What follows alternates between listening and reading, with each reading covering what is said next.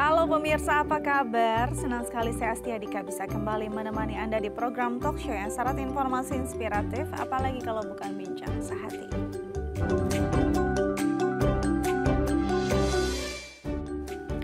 Pemirsa, bincang sehati seiring bertambahnya usia, terutama ketika sudah menginjak di usia yang lanjut, biasanya banyak nih memori yang sudah tidak bisa diingat dengan baik, bahkan ada yang menuju kepikunan. Nah, sebenarnya ada nggak sih nutrisi ataupun makanan yang bisa kita konsumsi mungkin sedari muda sudah dibiasakan pola hidup sehat agar kepikunan ini tidak terjadi pada usia lanjut atau bahkan mungkin pikunnya bisa dini gitu ya. Nanti kita akan bahas bersama dokter kita hari ini. Tapi sebelum itu kita akan bahas satu persatu dulu tentang mitos dan fakta seputar makanan. Yang pertama adalah mitos atau fakta ya, kalau seledri efektif untuk membakar kalori. Nah, seledri sendiri memang satu kondimen makanan yang kalau masuk ke dalam makanan kita tuh rasanya seger gitu ya. Dan ini bukan jadi makanan yang mungkin makan atau sayuran yang utama biasanya. Tapi katanya seledri sendiri ini punya khasiat yang begitu baik untuk kesehatan. Salah satunya untuk membakar kalori. Nah, seberapa banyak nih seledri yang memang bisa digunakan untuk tubuh untuk membantu pembakaran kalori? Nah, ini akan kita bahas dan kita tanyakan pada dokter kita hari ini, mitos atau fakta tentang si seledri ini ya.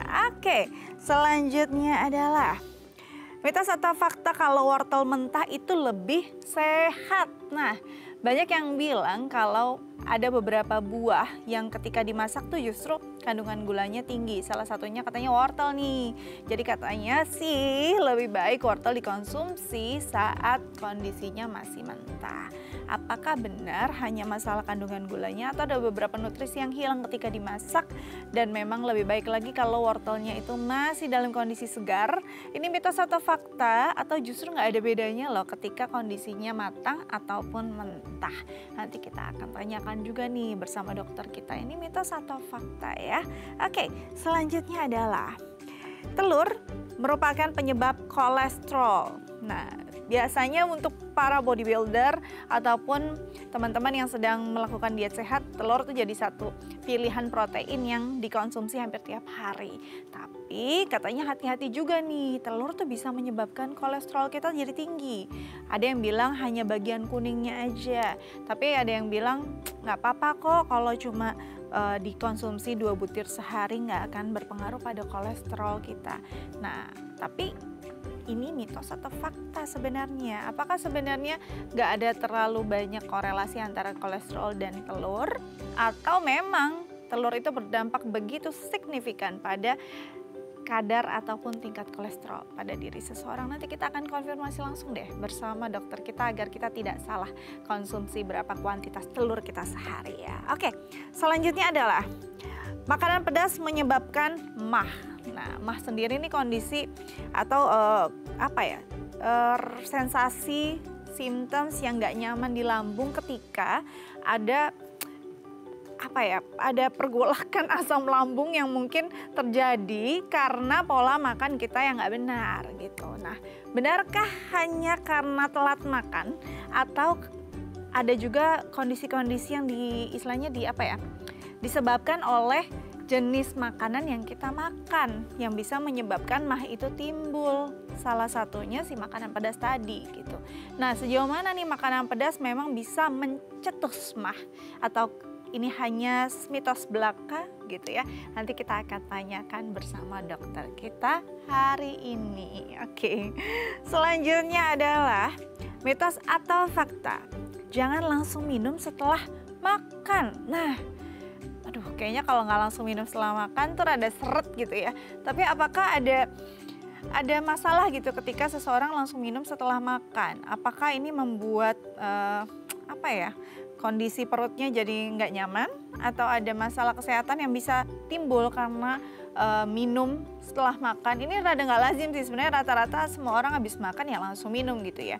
Atau yang tidak boleh tuh sebenarnya minum di tengah-tengah makan gitu. katanya kan jadi lebih kenyang. Nah, nanti kita akan tanyakan juga deh bersama dokter kita ini mitos atau fakta agar tidak salah kaprah di masyarakat. Oke, nanti akan kita jawab satu persatu dan konfirmasi bersama pakarnya hari ini. Namun kita harus jeda terlebih dahulu. Pemirsa jangan kemana-mana, tetap bersama kami di Bincang Sehati.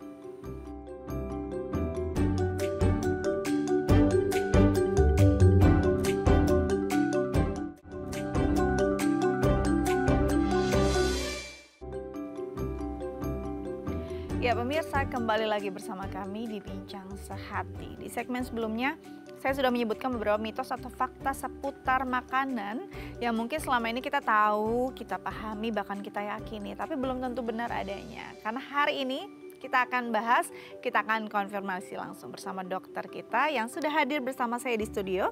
Ada Dr. Olivia Karisa SPGK, spesialis gizi klinis dari Rumah Sakit Mitra Keluarga Bintaro. Langsung kita sapa. Halo dokter. Halo, selamat pagi. Apa kabar? Baik, apa kabar? Ketemu lagi kita ya. Baik dok, baik. Oke, hari ini seru banget nih ngomongin tentang makanan yang pastinya jadi satu hal yang selalu ada dalam kehidupan sehari-hari. Tapi banyak hal yang mungkin kita kurang kenal dan kurang paham, bahkan mungkin salah kaprah. Kita bahas satu persatu dulu ya mitos faktanya ya dok ya. Yang pertama nih dok, mitos atau fakta kalau seledri itu efektif untuk membakar kalori. Seledri sendiri kan bukan makanan atau sayuran yang memang seperti kangkung atau bayam yang jumlahnya banyak gitu ya kita makan. Nah seledri itu kan biasanya adanya ya pelengkap-pelengkap aja. Tapi benar nggak sih mitos atau fakta kalau memang punya manfaat untuk membakar kalori? Oke, kita jawab langsung ya. Langsung dong. Bisa mitos, bisa fakta sebenarnya. Oh oke, bisa mitosnya karena apa nih? Mitos, kenapa? Benar, karena dia lebih banyak kita pakai sebagai pelengkap ya Dik ya. Jadi ya karena kita konsumsinya hanya dalam jumlah yang biasanya kecil. Walaupun ada beberapa cara proses memasak di mana sekarang kan ada orang bikin jus seledri gitu kan, atau dibikin smoothies yang basic bahan dasarnya memang seledri itu sendiri. Tapi kenapa kita bisa bilang itu sebagai fakta? Karena memang seledri ini kan kalorinya kecil dik. Ya dong. Betul. Karena dia hanya jenis sayuran yang dimana kalorinya memang jumlahnya kecil. Jadi ada istilah yang namanya negative calorie food tuh Dika. Dimana jumlah kalori yang terkandung di dalam suatu makanan itu untuk diprosesnya, untuk memproses makanan tersebut akan memerlukan kalori yang lebih besar. Nah, di dalam kita tahu dulu nih Dika, bahwa di dalamnya suatu seledri itu kandungan kalorinya hanya sekitar 10-15 kalori per 100 gram. Kecil ya, gitu kan, kecil sekali. Dan dia juga mengandung ternyata serat yang cukup tinggi. Gimana makanan yang mengandung serat cukup tinggi, untuk diprosesnya pasti butuh proses yang lebih banyak, di mana akhirnya membutuhkan tenaga ataupun energi yang lebih banyak. Jadi kalau dibilang fakta ya, untuk membakar ataupun memproses daripada si seledri itu sendiri memang membutuhkan energi yang lebih besar. Tapi kembali lagi tergantung seberapa banyak sih kita konsumsi sebenarnya gitu kan. Dan memang ada beberapa penelitian tapi ternyata sayangnya belum konklusi nih Dika gitu. Jadi kita tidak bisa mengatakan bahwa ini sudah pasti fakta bahwa dia memang bisa membakar daripada kalori itu sendiri. Oke, jadi bisa fakta, bisa mitos, apalagi mengingat ya memang ya jumlahnya sedikit sekali kalau kita makan gitu ya. Tambahan sedikit mungkin ya, ada 1-2 yang pernah membahas bahwa itu sampai harus dikonsumsi mungkin sekitar 1-2 kilo per kali. Kan itu gimana tuh dok? Itu kan nggak mungkin dikonsumsi dalam sekali makan gitu. Itu baru bisa mendapatkan efek daripada burn calorie. Tapi itu pun belum konklusi. Nah kan ada yang memang yang tadi dokter sempat sebut juga bahwa di jus gitu ya, atau di ekstrak lah ya, dapat ekstraksinya dari si seledri. Tapi ada beberapa termasuk saya kalau makan terlalu banyak seledri itu ada efek yang rada nggak nyaman di kepala atau mungkin di lambung gitu. Betul. Ada nggak side effect memang yang ini untuk orang-orang tertentu seledri ini rada nggak cocok nih dikonsumsi dalam jumlah yang banyak? Bisa, betul. Memang karena kan kandungan daripada si seledri ini secara tidak langsung kita bisa mengatakan seledri memang natural food gitu ya, alami gitu ya. Tapi balik lagi, kandungan ataupun yang ada di dalam daripada seledri itu sendiri itu tidak bisa disamakan. Oke, seperti kita harus mengonsumsi nasi sekian gram per hari.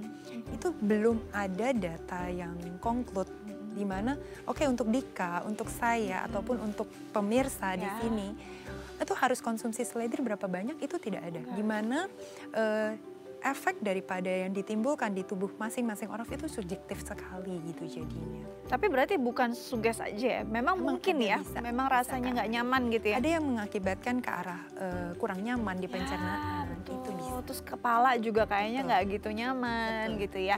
Oke, jadi itu bisa jadi ada side effect dari seledri. Jadi jangan mentang-mentang oh kata dokter Olivia boleh nih konsumsi dalam jumlah yang banyak biar bakal kalori, enggak juga karena bisa ada rasa nggak nyaman nantinya gitu ya. Jadi ya tadi Subjektif kembali ya. tergantung kondisi badan Anda, jadi dirasa-rasa dulu deh gitu ya. Oke, kita beralih ke mitos fakta berikutnya.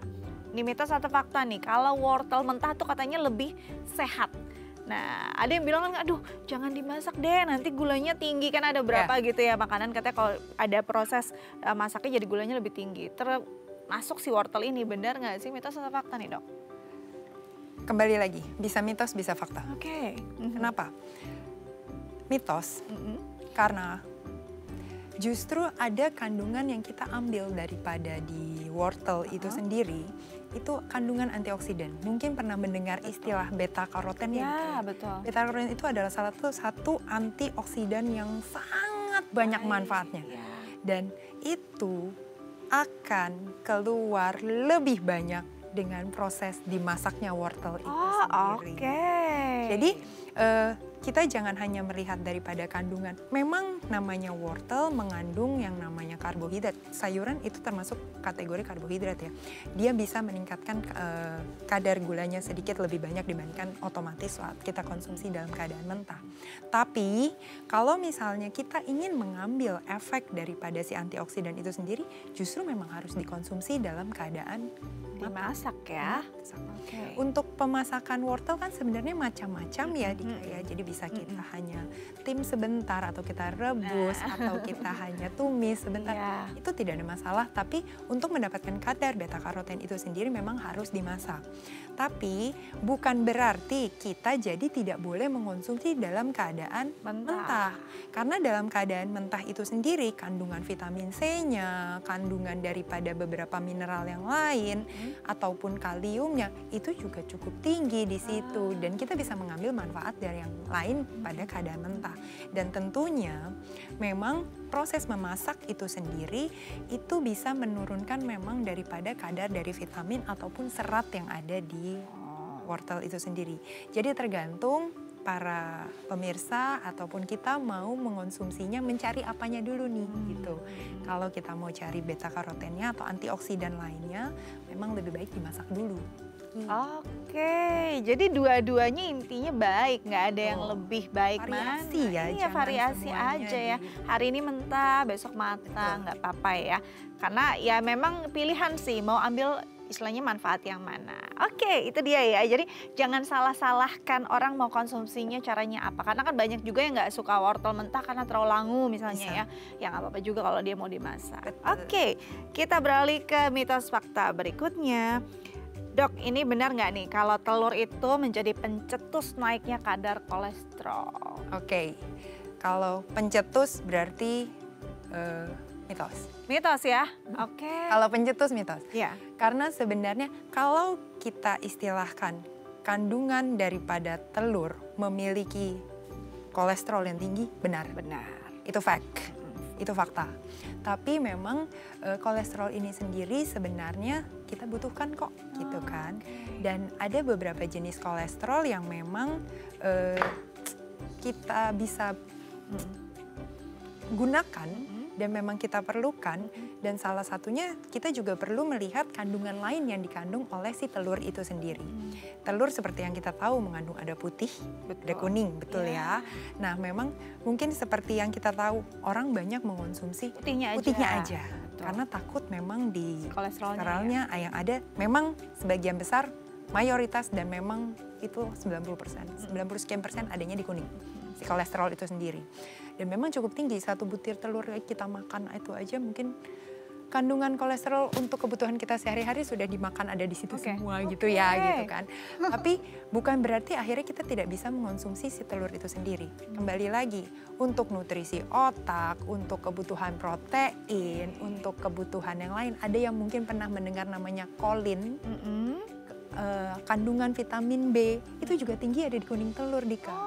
Jadi kita jangan mengesampingkan hanya kita takut ada kandungan kolesterolnya, akhirnya kita mengesampingkan daripada si manfaat yang lain. Tapi memang ada yang suggest terbaru ya, gitu daripada American Heart Association, bahwa mereka sekarang merekomendasikan mungkin sekitar mengonsumsi 6 butir telur per minggu.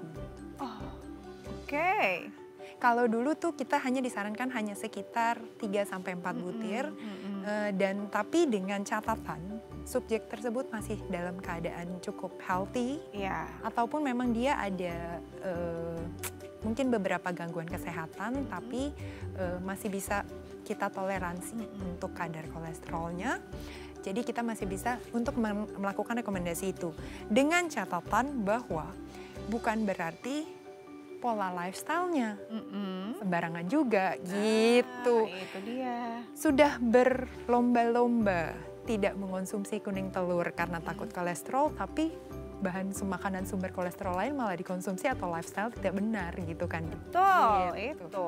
Jadi itu yang harus diperbaiki, bukan hanya restriksi daripada si kuning telur aja. Nah dok, ini kan telur tuh bermacam-macam ya, nggak cuma telur satu buah aja yang kita tahu. Ada telur ayam kampung, telur ayam negeri, ada telur bebek bahkan gitu ya. Telur puyuh gitu. Telur puyuh juga. Nah dari telur-telur tersebut sebenarnya yang aman untuk dikonsumsi harian tuh yang mana, yang paling baik? Sebenarnya nggak ada istilah aman atau tidak. Tergantung seberapa banyak kita konsumsi. Dimana memang kandungan daripada rata-rata sih kandungannya tidak terlalu berbeda jauh. Tapi kalau kita memperbandingkan telur ayam kampung saja dengan telur ayam negeri kan besarnya sudah berbeda. Ya tentu kandungan daripada nutrisi yang terkandung di dalamnya juga berbeda. Apalagi contoh telur puyuh gitu kan. Memang jadi kalau misalnya kita jumlahkan secara jumlah, kalau kita mau mendapatkan kolesterol yang sama rata ya mungkin telur puyuh sekitar 4-5 buah sama dengan 1 butir telur ayam negeri misalnya. Oh iya? Oh kan soalnya banyak yang bilang aduh jangan telur puyuh kolesterol lebih tinggi. Tapi ya 1 butir saja ya tidak jadi tetap ya. Ini tergantung berapa banyak kita. Iya. Gitu ya, oke. Nah kalau telur bebek kan banyak yang udah dibuat telur asin tuh itu berbeda ya. Itu udah beda itu kandungan, berbeda kandungan kan? Itu. Jadi berbeda. itu nggak masuk yang tadi 6 disarankan ya karena udah beda gitu. Oke, jadi itu ya. Aduh bahas telur aja udah panjang nih. Soalnya macam-macam telur harus kita kenali juga ya. Jangan sampai kita salah nih. Udah boleh kok 6 seminggu tapi telur asin ya enggak yo. Oke, selanjutnya adalah mitos atau fakta kalau makanan pedas itu menyebabkan MAH gitu. Oke. Mitos. Mitos. Penjelasannya, MAH ini sendiri sebenarnya kan istilah maaf awam gitu ya Dik ya. Dimana sebenarnya terjadi suatu peradangan sendiri daripada lambung kita. Sebenarnya yang namanya pedas ini sendiri atau makanan yang mengandung kandungan dari cabai itu sendiri ada yang namanya capsaicin. Itu bisa memicu terjadinya si peradangan tadi atau memicu terjadinya suatu MAH tersebut pada seseorang. Tapi dengan catatan memang sudah ada peradangan itu sendiri. Udah ada radangnya. Betul. Jadi penyebabnya sebenarnya tergantung. Misalnya contoh, mungkin terlambat makan, itu benar. Itu benar ya, terlambat makan. Karena memang secara tidak langsung itu akan mengiritasi daripada lambung kita. Lalu misalnya kita merokok, konsumsi alkohol, stres itu sendiri, atau misalnya ada beberapa penyakit degeneratif lain yang memang bisa mempengaruhi ke arah pencernaan ya Dik, itu akan bisa mempengaruhi terjadinya si peradangan daripada lambung itu sendiri. Nah, kalau memang saat peradangan itu sudah ada, lalu kita konsumsilah makanan pedas, tadi salah satunya, dia akan men-trigger, dia akan memicu, itu iya. Tapi bukan dia penyebab utama sebagai terjadinya peradangan. Itu mitos ya.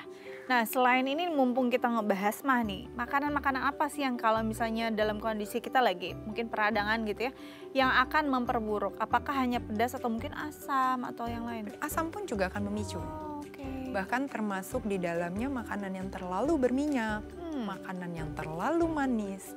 Itu salah satunya bahkan memicu di mana terjadinya peningkatan daripada pembentukan asam lambung itu sendiri. Yang secara tidak langsung akan memicu terjadinya peradangan lagi. Oke, jadi kalau belum radang ya masih oke-oke aja selama makannya dalam batas tambahan sedikit, tergantung jumlahnya juga itu ya. Dia dalam batas yang normal ya. Betul. Jangan juga berlebihan. Tapi kalau sudah mah ya udah deh makan yang aman-aman dulu deh ya. It's like comfort foodnya aja dulu ya. Jadi harus kenal dulu nih mah itu apa. Jangan buat candaan aja. Kalau anak sekarang kan, oh kamu ada mah, iya pah gitu ya. Seringannya kayak gitu ya kan. Jadi mitos loh. Oke, kita bahas mitos fakta yang terakhir yaitu jangan langsung minum setelah makan. Nah ini nih rada-rada bingung. Apa iya kan kalau habis makan langsung minum dong enaknya. Ya kan? Seret ya? Iya. Apalagi kalau makan pedas ya kan. Ini mitos atau fakta dong? Mitos dong, Dik. Mitos ya? Mitos dong. Oke. Justru sebenarnya kan air putih itu sendiri. Air putih ya, minum ini dalam konten air putih, konteksnya bukan milkshake ya. Bukan milkshake, bukan milk tea, bukan bubble ataupun ya apapun itu. Air putih, bukan teh, bukan kopi. Kalau kita mengonsumsi air putih ini memang kita butuhkan. Justru dia akan membantu proses daripada kerja enzim, kerja daripada pencernaan yang berlangsung mulai dari mulut sampai ke bagian bawah. Itu akan sangat-sangat membantu pencernaan, proses-proses metabolisme pencernaan tersebut sehingga proses tersebut bisa berjalan dengan jauh lebih baik. Jadi sebenarnya tidak ada istilah oke, kita tidak boleh mengonsumsi air atau nggak boleh langsung minum. Bahkan saat lagi makan kita minum air putih pun masih itu ada perannya. Ada kan yang lagi minum, lagi makan minum di tengah-tengah kan jangan-jangan gitu ya. Nggak apa-apa. Nggak apa-apa ya? Tapi ya dalam artian bukan berarti kayak satu sendok minum. Iya, air putih bagus lalu dikonsumsinya dalam jumlah yang kembali lagi terlalu sedikit atau terlalu banyak ya. Intinya kita hanya dalam jumlah yang normal saja. Ya kita setelah makan mungkin kita minum 2-3 teguk misalnya sementara gitu. Jangan yang setelah konsumsi makanan tertentu kita makan 1 piring. Lalu yang diminum 2 liter sekali habis gitu kan. Itu ekstrim sih, tapi sometimes ada beberapa orang yang melakukan begitu memang itu, ada. Atau bangun tidur langsung 2 liter. Aduh, nah itu jadinya berlebihan, itu juga bukan sesuatu yang tepat gitu kan. 2 liter loh kata dokter tadi ada sehari dong, bukan 2 liter per sehari minum. Gitu ya, jangan sekali minum. Langsung rame nih teman-teman saya ya. Oke, nanti kita bahas lebih lanjut lagi tentang makanan ini yang impact-nya baik untuk kerja otak dan mencegah kepikunan. Tapi setelah jeda ya dok ya. Boleh. Pemirsa jangan kemana-mana, tetap bersama kami di Bincang Sehati.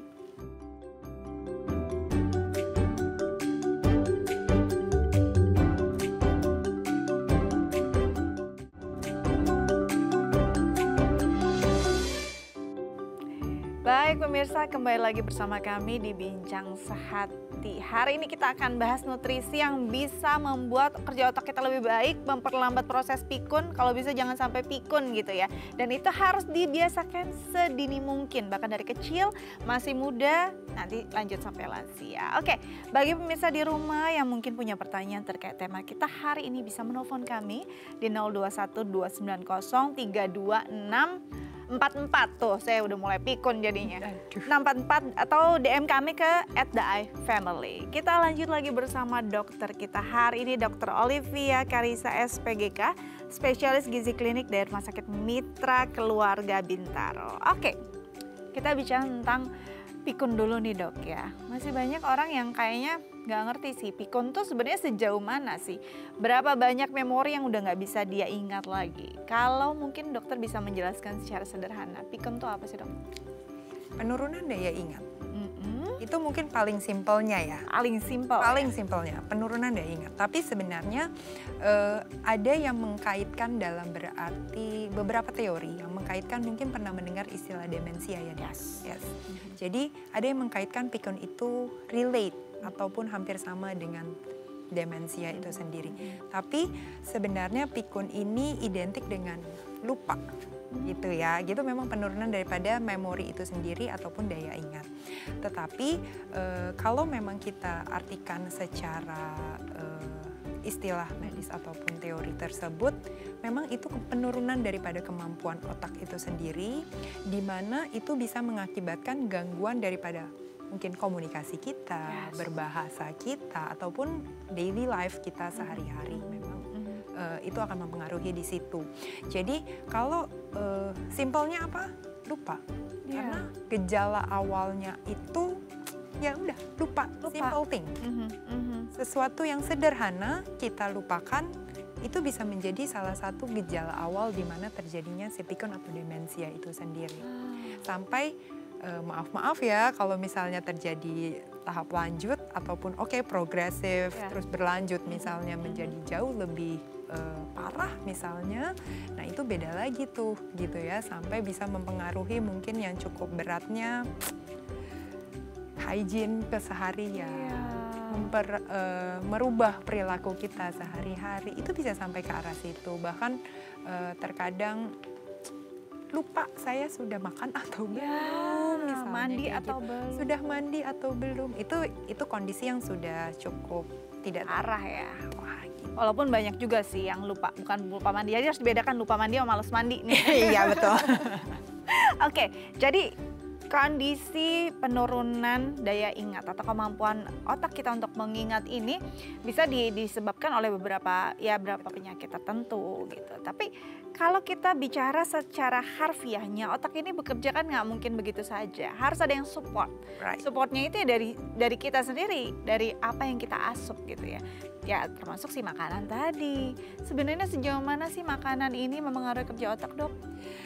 Sangat mempengaruhi. Kalau saya selalu bilang makanan ini kenapa cukup menarik ya. Sebenarnya nggak mungkin istilahnya diet ataupun makanan yang kita asup sehari-hari kita nggak makan, nggak mungkin ya, gitu ya. Sehari-hari mungkin kita ya kayak tadi kita nggak mandi seharian, itu aja bukan sesuatu yang normal ya. Betul. Gitu. Tapi kita masih bisa, mungkin kita tidak melakukan hal dasar tersebut. Tapi kita nggak makan seharian itu bukan sesuatu yang normal seharusnya. Udah gitu banyak kan. Gangguan tuh biasanya. Betul, itu akan tidak usah seharian deh kita tidak konsumsi sarapan atau bagaimana. Skip itu aja ya. Betul. Mungkin kinerja kerja kita udah akan terpengaruhi di siang atau sore hari misalnya. Bener gitu kan. Jadi kalau misalnya kita bilang bahwa apakah dia relate atau tidak dengan si fungsi otak itu sendiri, sangat relate. Tentunya gitu ya, dimana mungkin sedikit membahas sedikit bahwa di dalam kita punya brain, kita punya otak ini sendiri ada beberapa lapisan yang tentunya harus sudah diciptakan dengan baik oleh Yang Maha Kuasa, dan kita harus menjaga itu dengan baik ya. Tentunya salah satunya dasarnya kita harus berikan ke situ gitu kan. Ya seperti mungkin kalau saya selalu memberikan contoh, kita mau membuat sesuatu kalau bahan dasarnya kita tidak ada, bagaimana kita bisa menjaga hal tersebut bisa berjalan dengan baik gitu ya. Kita bikin kue, kita nggak pakai telur, kita tidak pakai terigu, mau kita langsung masukkan ke dalam oven juga nggak akan jadi gitu kan. Ya? Jadi otak ini lapisan-lapisan tersebut kalau kita tidak jaga, yang kita bisa dapatkan sebenarnya dengan mudah dari makanan nggak akan bisa berfungsi dengan semestinya, dan alhasil maaf bisa terjadi penurunan yang tadi gitu. Iya, malah ada yang bilang memang ya ada jalur tol ya dari lambung ke otak. Betul, gitu. Ya nggak sih, makanya kalau orang lapar tuh bawaannya nggak bisa mikir, emosian, bodoh sesaat. Kenyang ya akan lebih nyaman semua. Nah permasalahannya, boleh nih asal kenyang, makan apa aja, otaknya udah pasti bekerja kok. Bener nggak sih, Dok? Enggak dong. Enggak kan? Enggak dong. Nah kembali lagi bahwa memang ada, kembali ke prinsip. Prinsipnya dulu adalah balance. Gizi seimbang, mungkin sering banget lah ya, mungkin teman-teman di sini Dika dengar di bahwa kita prinsipnya kembali lagi kita selalu berpegang pada gizi seimbang. Ada makanan yang memang seharusnya kita konsumsi untuk memenuhi kebutuhan daripada kita sehari-hari agar kita bisa berfungsi tentunya dengan baik. Ada yang hanya untuk memenuhi hasrat ataupun keinginan rekreasional daripada kita punya lidah lah, misalkan seperti itu ya. Rekreasional itu hanya 10% Dika. 90%-nya kita harus memenuhinya untuk kebutuhan kita sehari-hari. Nah, permasalahannya yang kita lakukan yang mana? Kebalikan atau tidak gitu kan? Kita lebih mementingkan yang enak dulu atau yang sehat dulu. Itu gitu. dia, apalagi kalau lapar mata ya, beli A, B, C, D, mending kalau dimakan, nggak dimakan. Temennya yang makan, nah itu gimana mau pinter kan ya. Nah kalau kita bicara nih, berarti nggak asal makan, nggak asal kenyang, terus otak bisa kerja gitu aja. Jadi kualitasnya tergantung dengan apa yang kita asup. Betul. Sebenarnya zat apa yang paling baik untuk kerja otak?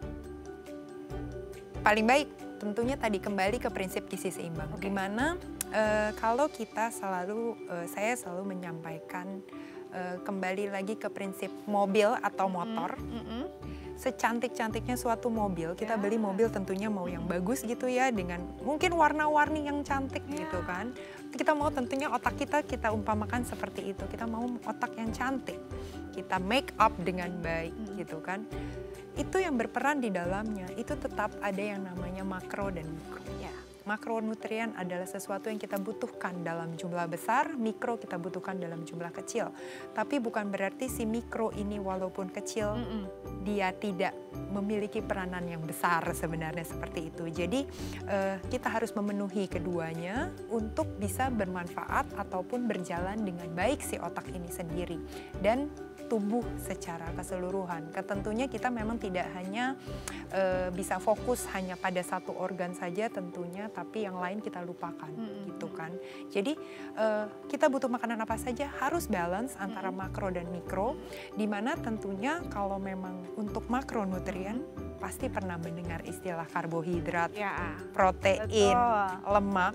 Dan mikronutrien tentunya vitamin dan mineral itu sendiri harus kita penuhi gitu loh. Gitu. Apa aja? Mesti dibahas satu persatu nanti. Mesti dibahas satu persatu. Mungkin nanti ya, usai jeda kita bahas satu persatu. Jadi si makro dan mikronutrien ini harus seimbang, harus balance. Nggak bisa istilahnya banyak di satu bagian aja gitu ya. Komposisinya juga sudah ada aturannya. Nah aturan-aturannya ini yang akan kita bahas usai jeda ya dok ya. Pemirsa jangan kemana-mana, tetap bersama kami di Bincang Sehati.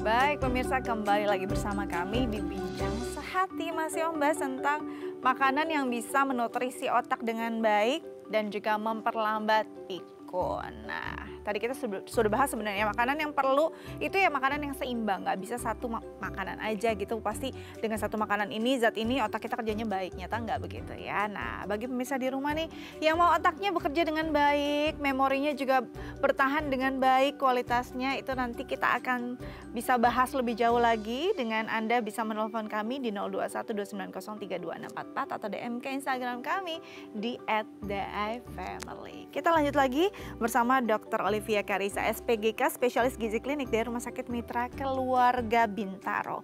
Oke, dok, tadi dokter bilang memang harus seimbang nih. Makanannya tuh harus istilahnya apa, balance semuanya, harus nutrisinya tuh lengkap gitu ya.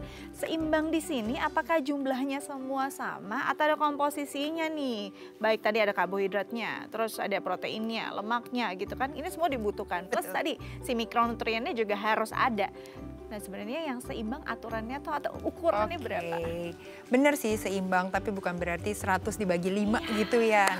Nah, memang secara mungkin mudahnya aja gitu ya. Kalau misalnya saya bilang oke, karbohidrat sekian persen, protein mungkin 15% ataupun lemak 25%, lalu sisanya karbohidrat, sebenarnya kembali lagi beda-beda. Dimana untuk kebutuhan daripada setiap orang itu sebenarnya kita selalu bilang tidak ada kebutuhan yang sama untuk setiap orang. Untuk Dika, untuk saya misalkan kita dengan umur yang sama, tapi kita punya aktivitas mungkin berbeda gitu kan. Sama-sama mungkin berat badannya sama, tinggi badannya sama, tapi kan aktivitasnya juga berbeda. Atau ada kondisi penyakit lain atau kondisi tertentu yang memang memiliki kebutuhan tertentu yang lebih spesifik gitu ya.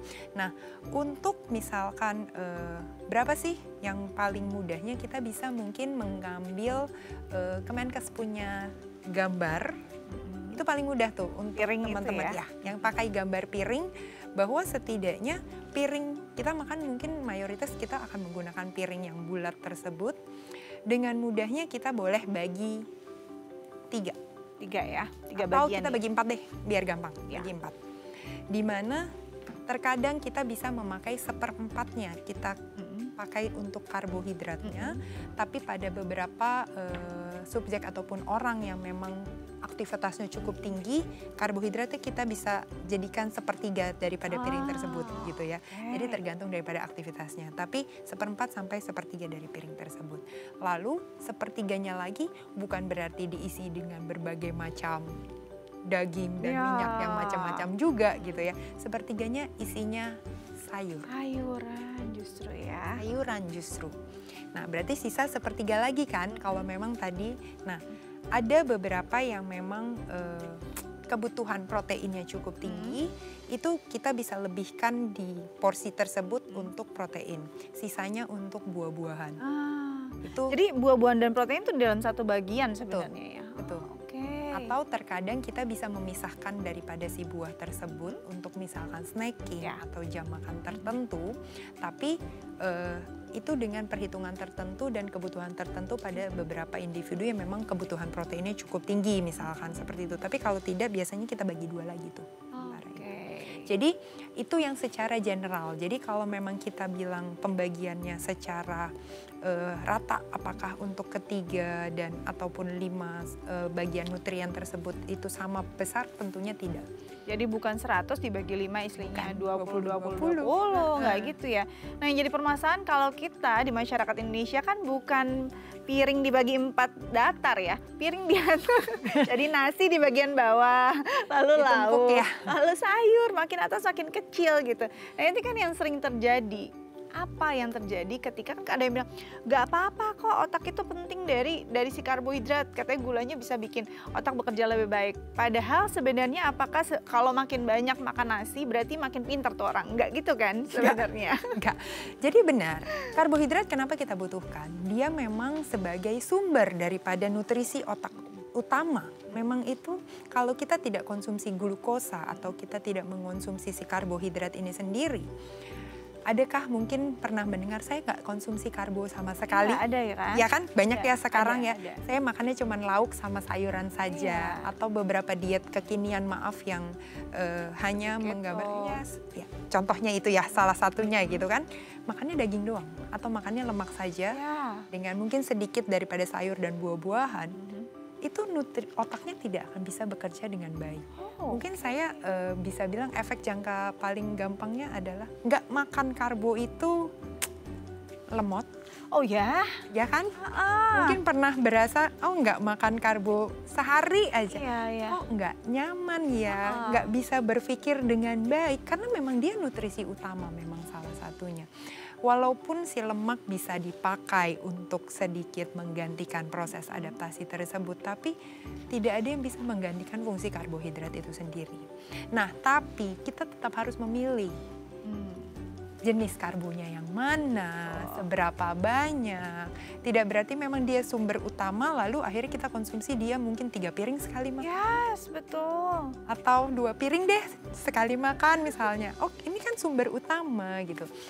Tadi kembali ke porsi daripada yang seharusnya seperti apa.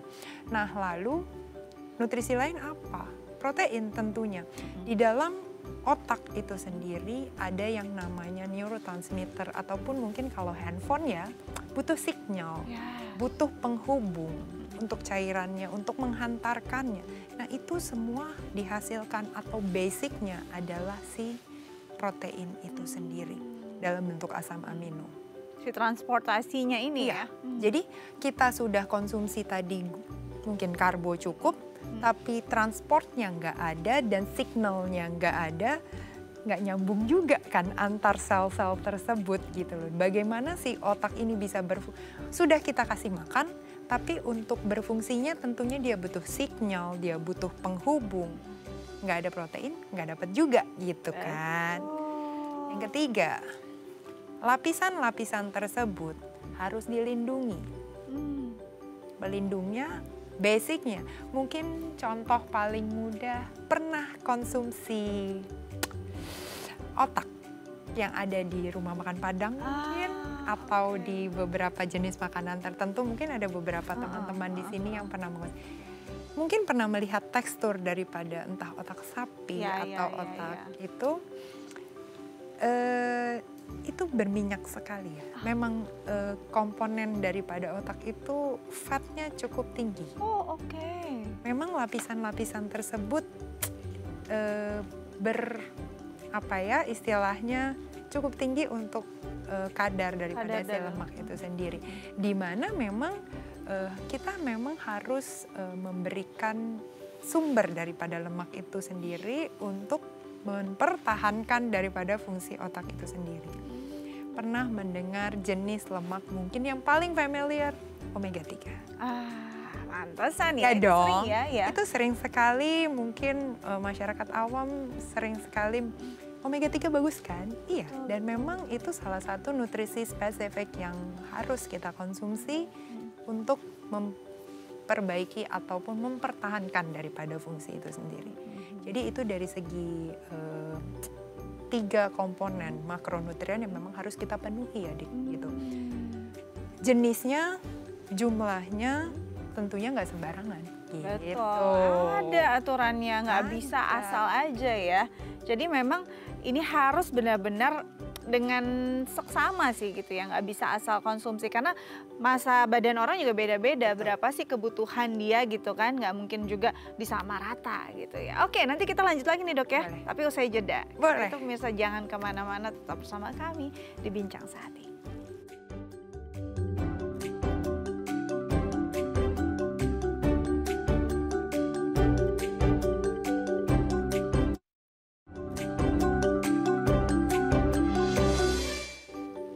Baik pemirsa, kembali lagi bersama kami di Bincang Sehati. Seru banget nih kita bahas tentang nutrisi-nutrisi yang memang bisa baik untuk kerja otak, apalagi untuk memperlambat proses pikun. Kalau bisa sih mencegah gitu, jangan sampai kepikunan itu menguasai hidup kita di usia lanjut ya. Dan bagi pemirsa di rumah yang mungkin punya pertanyaan bisa menelpon kami di 0212903264 atau DM ke Instagram kami di @daifamily.